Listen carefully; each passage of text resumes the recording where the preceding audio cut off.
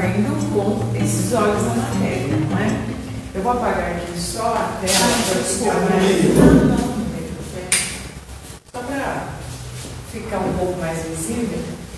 Então a gente vai conversar um pouquinho, porque vocês sabem que a gente vem aqui para conversar a respeito de fazer umas reflexões a respeito de um tema. E esse tema é um tema assim que parece, né? A gente fala assim, nossa, medo, espírito, não é? Mas é muito mais natural essa nossa situação de medo do que a gente imagina. Mas vamos tentar entender primeiro o que quer dizer o medo, não é? Bom, toda vez que a gente se sente desconfortável diante de alguma situação, a gente tem esse sentimento, que é um sentimento que nos deixa assim incomodados e dependendo da situação, a gente passa, além do medo, a gente vai para o terror, né, que é uma coisa maior ainda. Então, vamos dar uma olhadinha o que é o medo, né?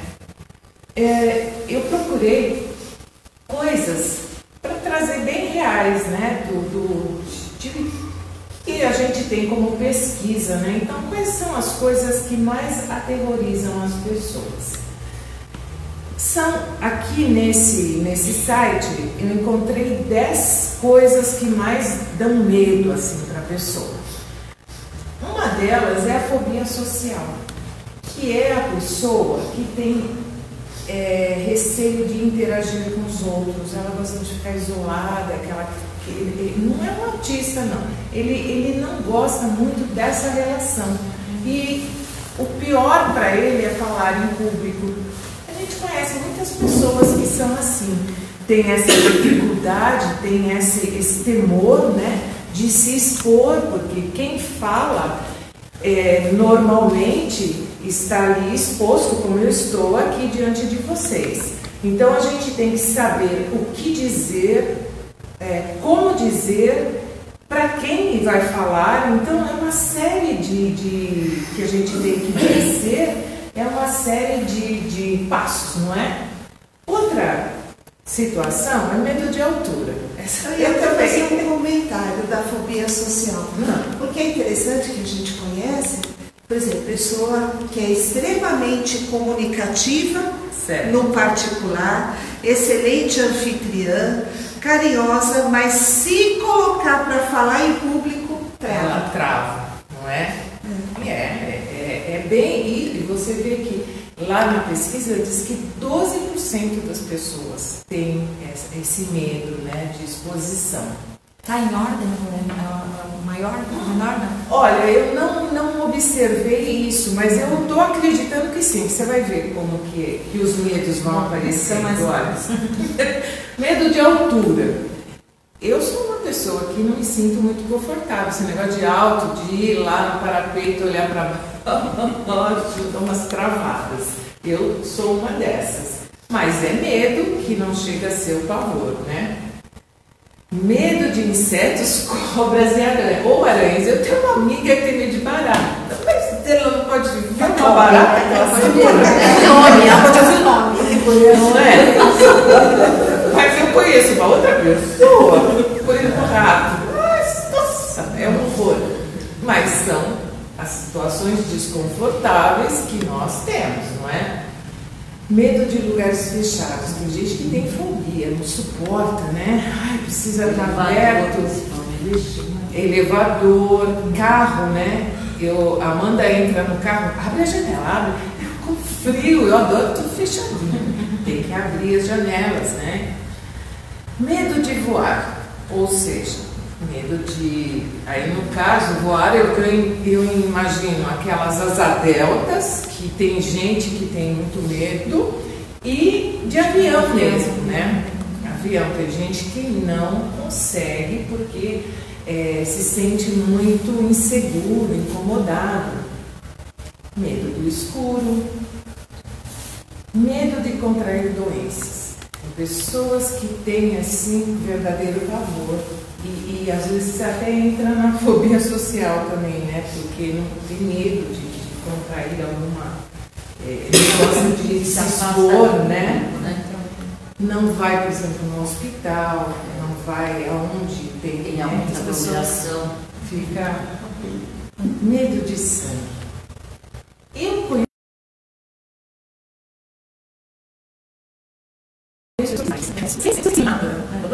né? Outro, medo de tempestade. Eu lembro que a minha mãe falou, ai meu Deus do céu, raio. O raio então, nossa, trovão. E aí a pessoa maximiza, né, esse medo. E o medo de morrer.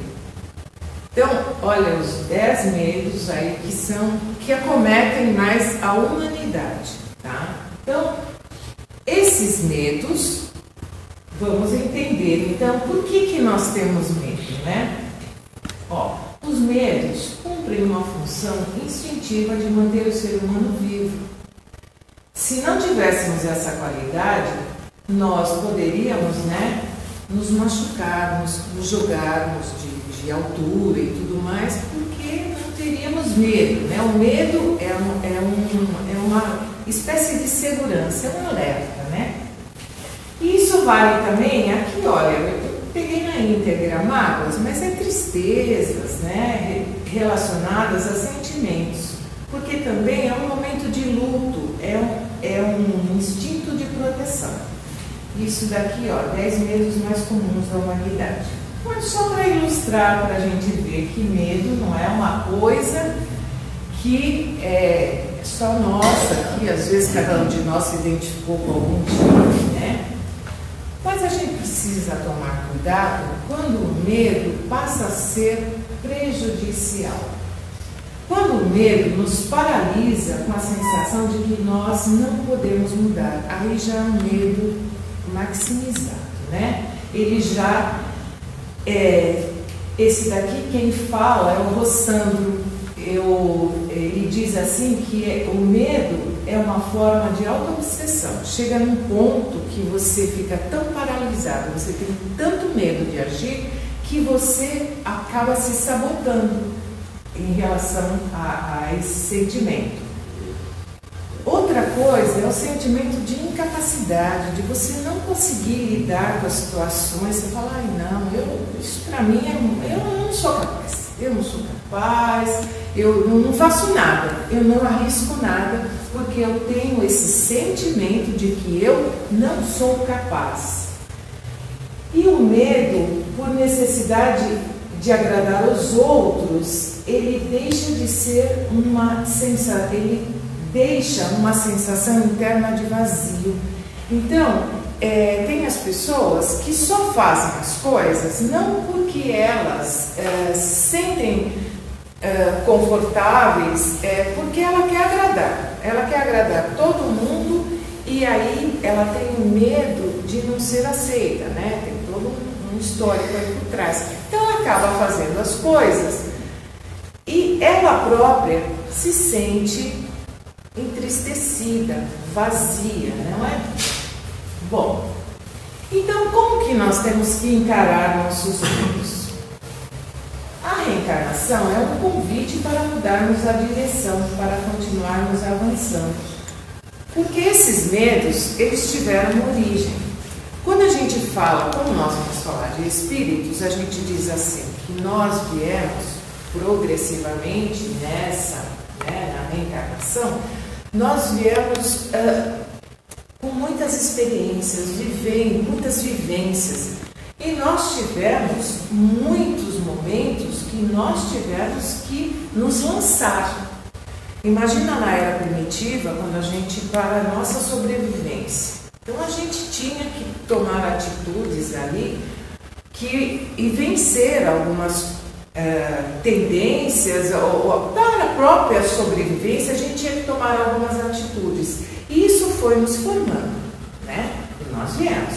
Aí nós vivemos muito também época de guerras, né? Porque como espíritos do passado, nós devemos ter vivido assim experiências, muitas experiências, inclusive no campo religioso, né? Até que nós chegamos num ponto aonde a religião passou a nos atemorizar com aquelas figuras diabólicas, né? Que era uma forma de nos manter sobre uma dominação.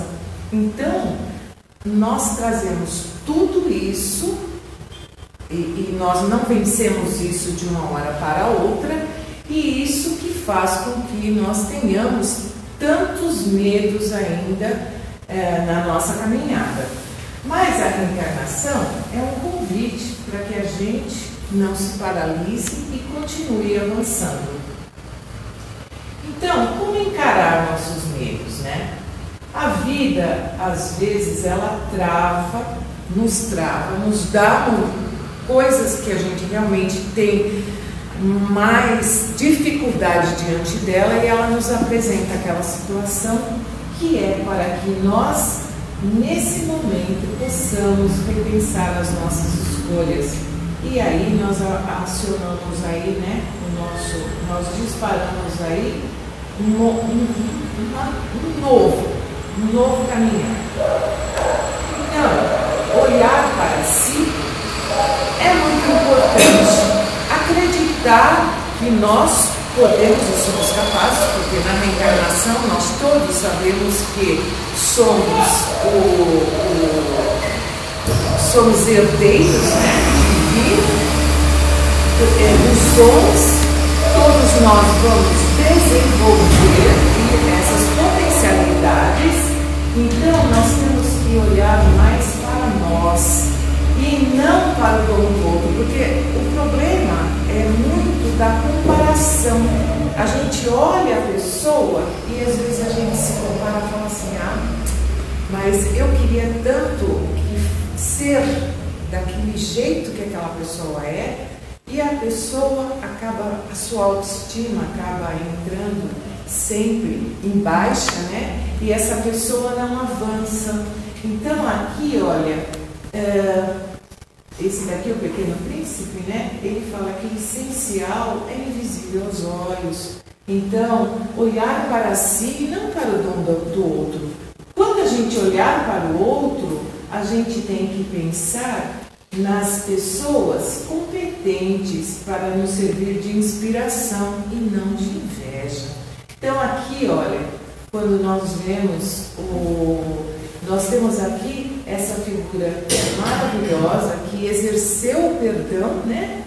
Teve ficou preso tantos anos, foi uma pessoa que teve tantas dificuldades, ficou numa cela onde ele não ficava em pé, e ele saiu de lá e se tornou um presidente de uma nação. Então, nós temos aqui um exemplo de uma pessoa próxima do nosso tempo, que perdoou e foi uma pessoa tão importante, né? Nós temos aqui também, olha, que é do século, né, que conviveu conosco, que teve aqui, olha, um exemplo de amor e bondade, né? Teresa de Calcutá, maravilhosa. Nós tivemos o Einstein também, que é do século passado, mas também já estávamos aí reencarnados quando o Einstein também já estava numa idade mais avançada.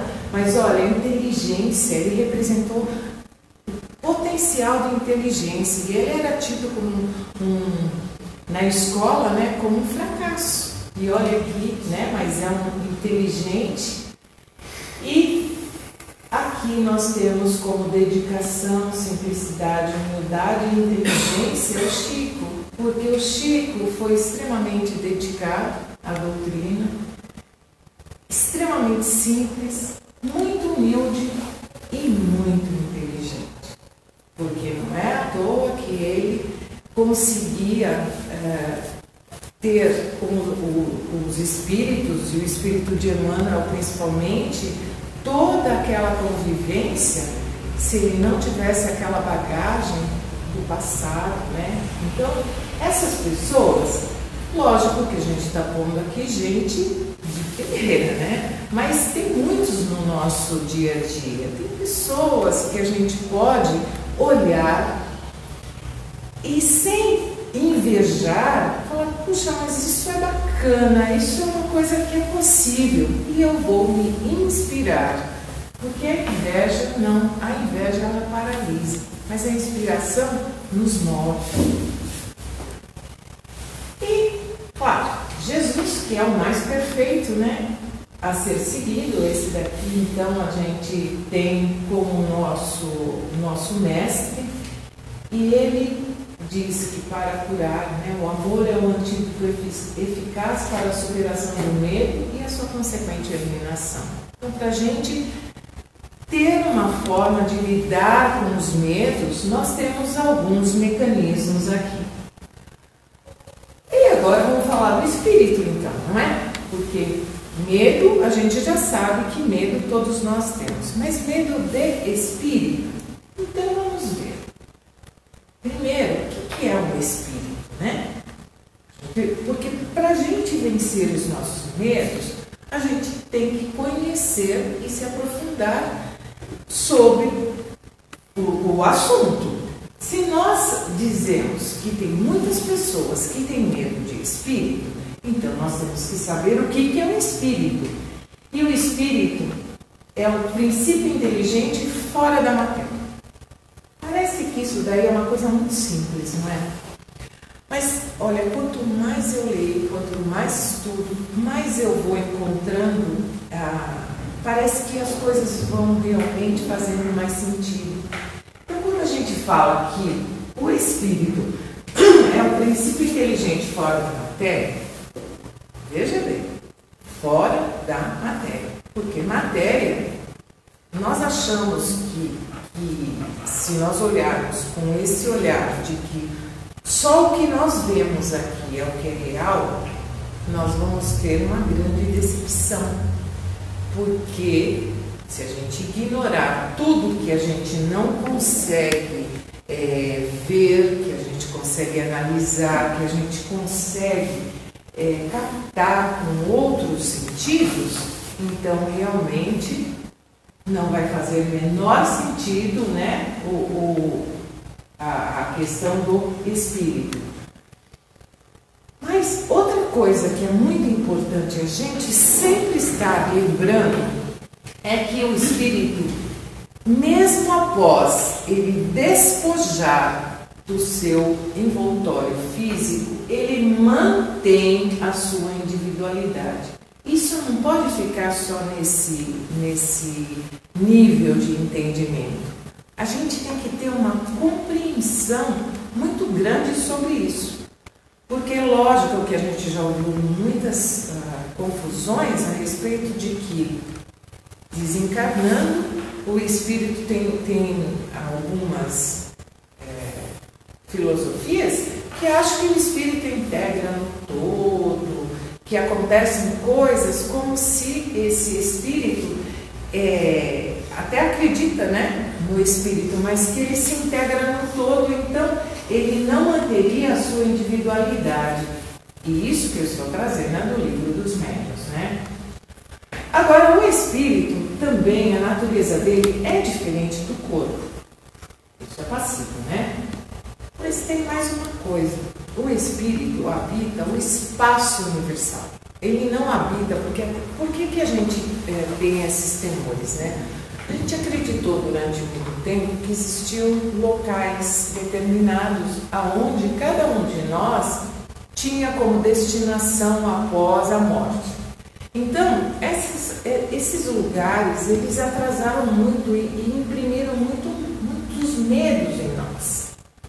E nós temos que ter cuidado de acordo com o Espiritismo, ter muito cuidado para que não caímos também em transferir, porque a gente ouve muito assim, o umbral, o vale dos suicidas, tudo isso é uma forma de nos prender novamente a uma ideia falsa, porque nós espíritos que somos, nós somos habitante do espaço universal. Nós não ficamos restritos a um determinado lugar, presos a um lugar.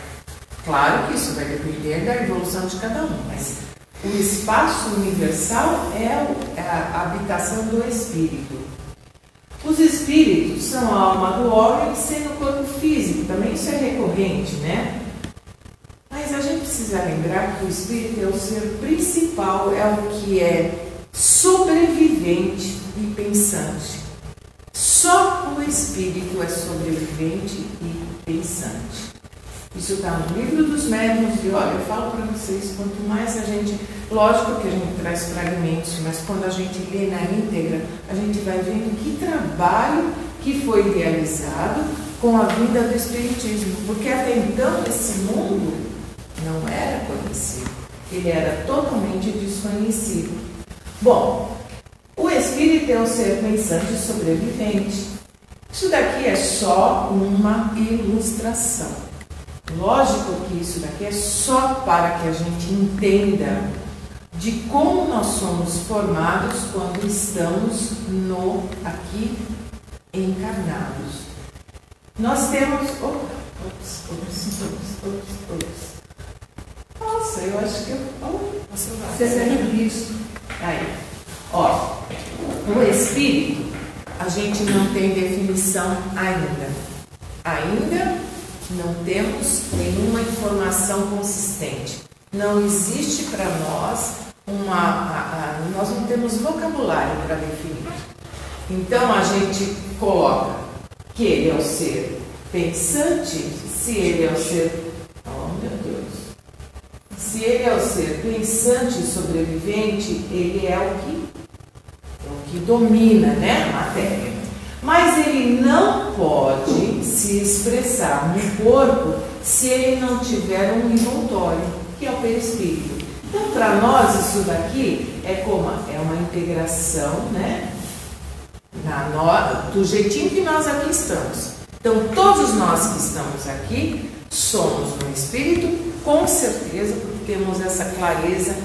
Tudo que nós pensamos, tudo que nós sentimos, somos nós, é essa essência. Agora, esse movimento que eu estou fazendo aqui, todo esse movimento, ele está sendo articulado porque eu tenho o meu perispírito que está ligado ao corpo e que está me dando condições para me expressar, para fazer esse movimento e tudo mais. Isso é muito importante. Portanto, o perispírito ele é o segundo envoltório do espírito, né? Então aqui, ó, seria mais ou menos assim, ó, como nós não temos, isso daqui é só simbólico, né? Só para a gente entender que somos exatamente essa essência. Agora, o perispírito ele é invisível para nós, mas não deixa de possuir matéria.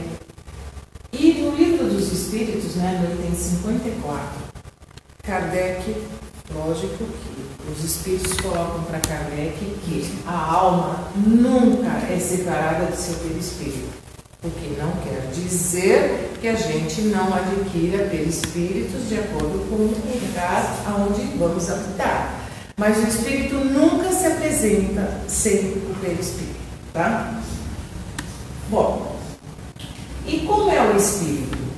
Ele é um ser limitado e não uma abstração. Limitado no sentido de que ele é alguma coisa. Ele não é uma abstração. Porque tem gente que fala assim, ele é uma luz, ele é uma chama. Não. Ele é um ser limitado. A gente não sabe definir, mas ele tem limite. O meu espírito não mistura com o de todos aqui. Somos uma individualidade. Ele é definido e circunscrito. Sua essência é a inteligência. E os desencarnados, apenas da ausência do corpo, constatam sua personalidade, têm uma forma, possuem uma consciência de seu eu e da sua individualidade. Olha como isso é importante. Com todos esses essas dificuldades que a gente tem, né, nas questões individuais, mas, gente, nós somos uma essência, nós somos únicos. E olha, eu já ouvi isso, muitas palestras falam assim, não é só a impressão digital, não é só a íris, porque são únicas no nosso, né, nós somos únicos nesse sentido. A íris, uma não é igual a outra, a impressão digital. E desencarnados, nós não perdemos nada disso. A gente precisa ter essa consciência clara. Nós não perdemos a nossa individualidade. E para isso nós temos que pensar em conceitos importantes que estão lá no livro dos médiuns. Olha, porque se nós temos medo de espírito, significa que alguma coisa nós ainda não temos sedimentado em nós esses conceitos. Ó, todos os fenômenos espíritas têm como princípio a existência da alma, sua sobrevivência ao corpo e suas manifestações. Ainda no livro dos médiuns está assim: se isso daí não for uma verdade para nós, não adianta a gente discutir. Nós podemos até nos simpatizar com a doutrina, mas nós não temos conhecimento sobre a doutrina, e nós não temos conhecimento e sedimentado isso em nós, se nós não acreditarmos na existência da alma e na sobrevivência e nas manifestações. O que mais? Esses fenômenos, eles estão ligados numa lei. Ele não tem nada de sobrenatural, é uma lei da natureza. Tá? Esses fenômenos do espírito, da sua individualidade, das manifestações que a gente vê, porque numa reunião aqui mediúnica a gente vê os espíritos se manifestarem, né? Muitos fatos são considerados sobrenaturais porque não lhes conhecem a causa. O espiritismo, ele definiu as causas, então ele traz para o domínio dos fenômenos naturais. Não tem nada de sobrenatural.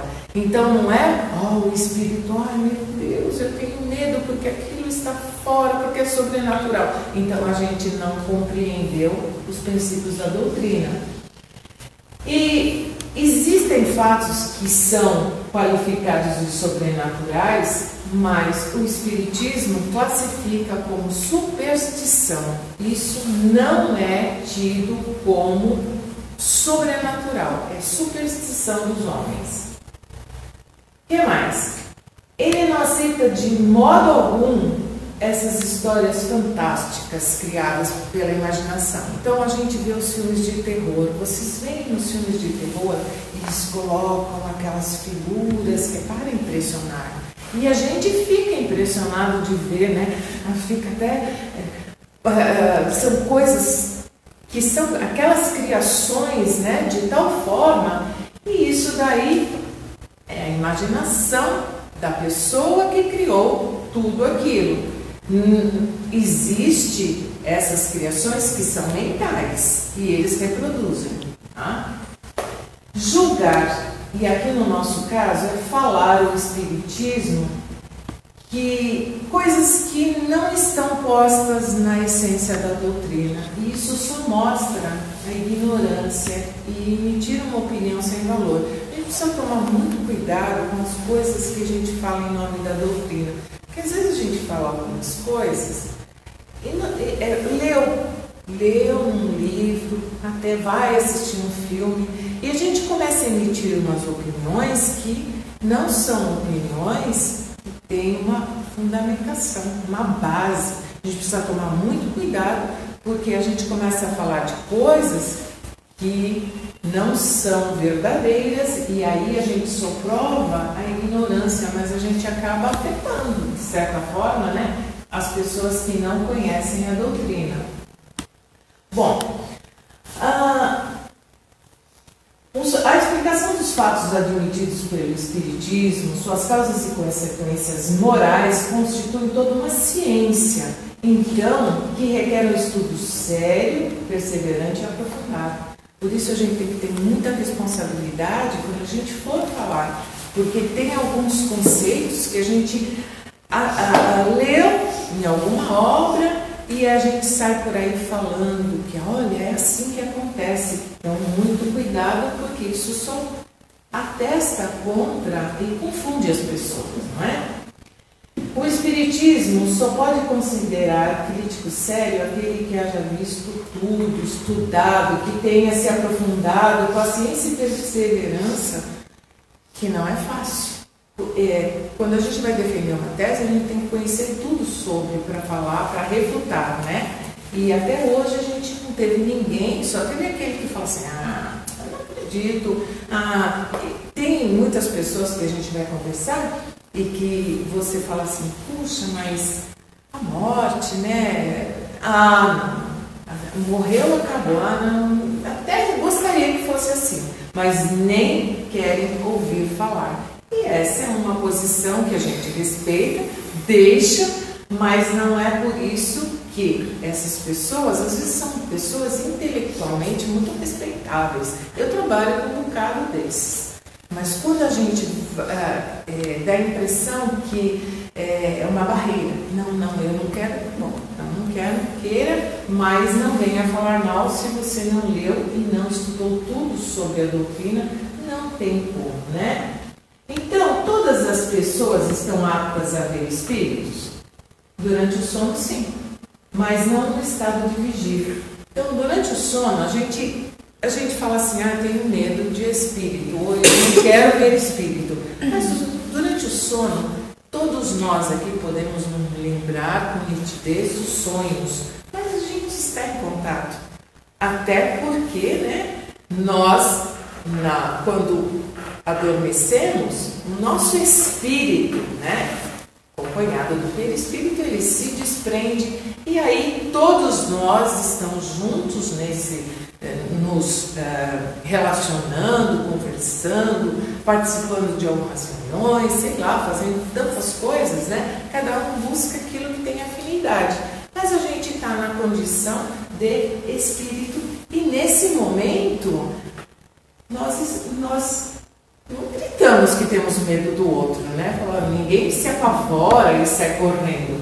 Porém, quando a gente está nesse estado de vigília, como estamos agora, eu pelo menos não estou vendo, só estou vendo os encarnados aqui. Não sei se alguém está vendo mais com os olhos do espírito, porque não é da matéria. Fechou o olho, o vidente continua vendo. Então, lógico, nesse estado, por quê? Porque os nossos órgãos, porque o nosso corpo, ele nos impede muitas sensações, né? E o médium é aquele que intermedia a comunicação do espírito com as demais pessoas. E, veja bem, a mediunidade, ela não depende de religião, de sexo, de idade, ela pode, raça, em qualquer lugar, ela pode eclodir, não é uma condição nossa aqui, porque estudamos a doutrina, não é?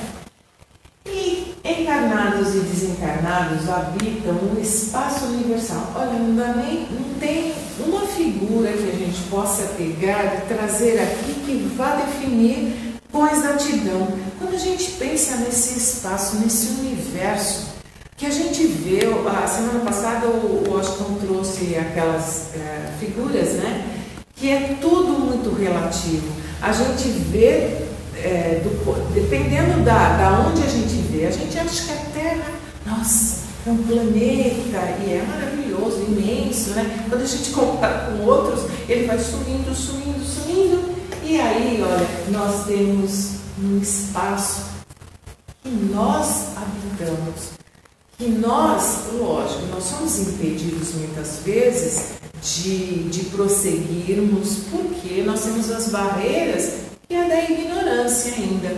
Mas é aqui, olha, a casa que nós habitamos é essa, maravilhosa. Não tem esse negócio de ficar preso, eu estou no umbral, estou no Vale dos Suicidas, ou eu estou lá só no nosso lar, ou estou, sei lá, quantos lugares.